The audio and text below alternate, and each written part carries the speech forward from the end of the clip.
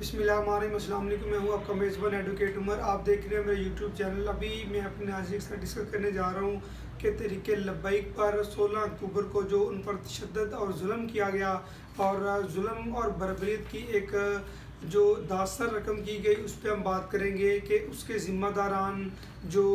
किन को कहा गया है तहरीक लब्बैक की जानिब से। कल हाफ़िज़ साद हुसैन रिज़वी ने उस पर प्रेस कॉन्फ्रेंस की और उन्होंने उसमें बड़े बड़े अहम सवालात उठाए और वहाँ की जो गवर्नमेंट है वहाँ से, वहाँ की जो इंतज़ामिया है उस पर, वहाँ की पुलिस पर और वहाँ की जो ब्यूरोक्रेसी है वहाँ पर उन्होंने उन पर सभी पर सवालात उठाए कि इसके ज़िम्मेदारान कौन हैं। आया कि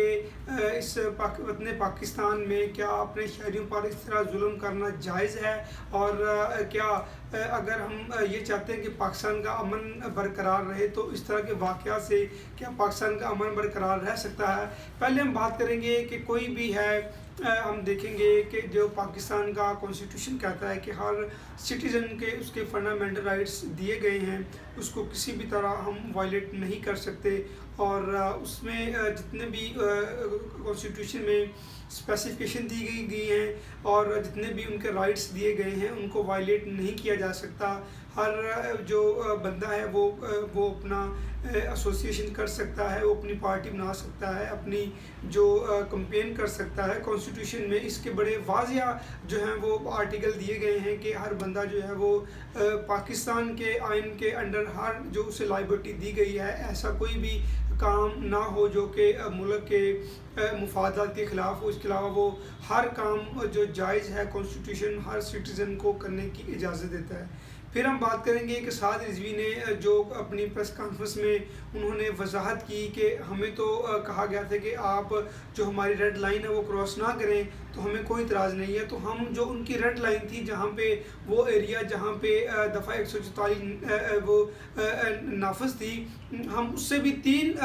किलोमीटर पीछे थे। हम उस एरिए में नहीं गए जहाँ पे दफ़ा 144 नाफिज थी। हम तो उस एरिए से 3 किलोमीटर पीछे थे। जब हमने अपने जलूस का हमने वापसी का प्लान किया, हमने वहाँ पे दुआ की, जब हम वापस मुड़े हैं तो पीछे से हमें फायरिंग की गई और आगे से हमारा रास्ता रोका गया ताकि ये कारकुनान आगे निकल ना सकें। कहने का मतलब ये है कि पूरी प्लानिंग के ज़रिए उनको वहाँ पे बुलाया गया। वहाँ पे बुला के उनको जो एक ख़ास एरिए में उनको कैद किया गया, फिर उन पर शेलिंग की गई और जितना जुल्म हो सका रात के अंधेरे में दिल खोर कर उन पर जुल्म किया गया और जुल्म की एक दास्तान रकम की गई। दास्तान इसलिए बनती है क्योंकि पाकिस्तान में हर शहरी के हकूक़ बराबर हैं। कोई नहीं, ये नहीं है कि किसी के हकूक़ ज़्यादा हैं या किसी के कम हैं। कौन सी रियासत है जो अपने ही शहरों के ख़िलाफ़ इस तरह का जुल्म और बर्बरियत करती है। अभी जो साद हुसैन रिज़वी ने उन्होंने जो डिमांड की है उनका ये उन्होंने अपनी जो स्टेटमेंट दी प्रेस कॉन्फ्रेंस में, बड़ी अच्छी स्टेटमेंट है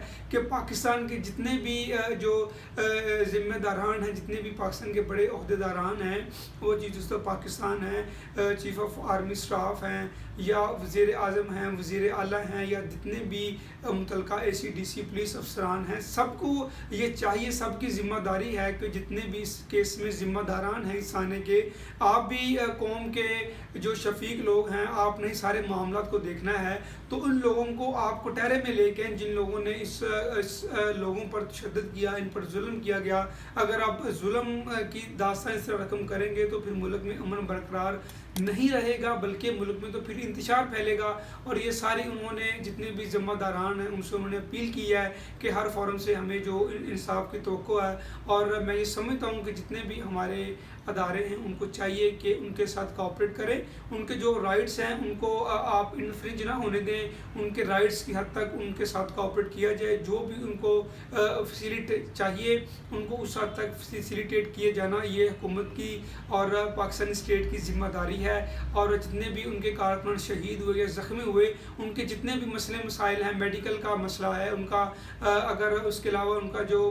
वो ये भी सुनने में आ रहा है कि वहाँ पे उनकी जो रिपोर्ट्स नहीं बनने दी जा रही और उनको जो ट्रीटमेंट नहीं दिया जा रहा और दीगर जितनी भी उनकी तिब्बी सहूलियात हैं उनको मैसर نہیں دی جا رہی ان کو یہ سہولیات دی جانی چاہیے، کیونکہ وہ بھی پاکستان کے شہری ہیں، وہ بھی مسلمان ہیں، اور مسلمان ہونے کے ناطے کم از کم ہمیں مسلمان ہونے کے ناطے یہ جو ظلم اور بربریت کے خلاف ہمیں کھڑا ہونا چاہیے، اور اس میں جتنے بھی ڈیفالٹر لوگ ہیں ان کو قانون کے دائرے میں لے کے آنا چاہیے۔ اور انہوں نے یہ بھی وضاحت کی کہ میں صبح سے مجسٹریٹ صاحب کی کورٹ کے چکر لگا رہا ہوں تاکہ ہمیں وہ آرڈر کرے، ہم اپنا جو کسی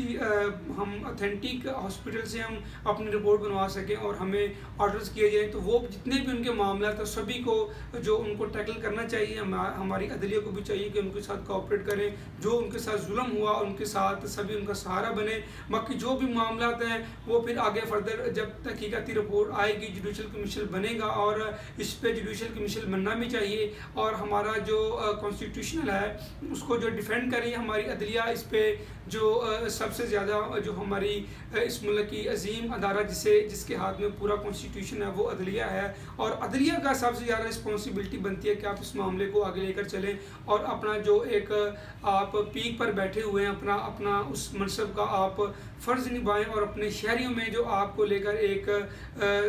بے قراری سی پائی جاتی ہے، بے چینی سی پائی جاتی ہے، آپ اپنے عہدے کو برقرار رکھتے ہوئے اپنی ذمہ داریوں کو اپنے اس ملک و قوم کے شہر کی خاطر پورا کریں، اور قوم کے جو بھی مطالبات ہیں ان کو جائز طریقے سے پورا کیا جائے۔ اور ہم فردر دیکھتے ہیں کہ اس میں جو بھی ڈیولپمنٹ ہوگی میں آپ کے ساتھ ڈسکس کروں گا۔ اپنا بہت خیال رکھیے گا۔ اللہ حافظ۔